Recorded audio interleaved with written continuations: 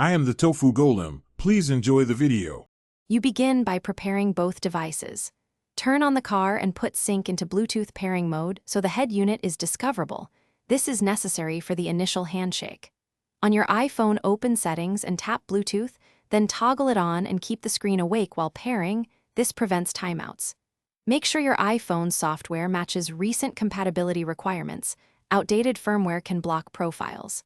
Once done, you're ready to locate sync from the iPhone's Bluetooth list and initiate connection.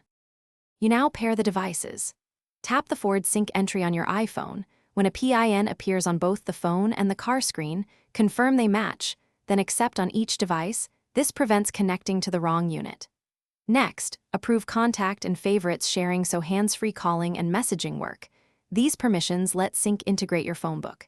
If your Ford supports Apple CarPlay, plug a lightning cable into the iPhone or choose wireless CarPlay. Doing so gives you app access and better audio routing.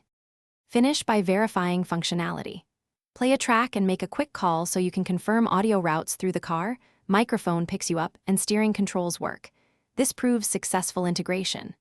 If it fails, restart your iPhone and the vehicle's sync system, remove any stale pairings on both sides, and try pairing again. Restarting clears temporary faults.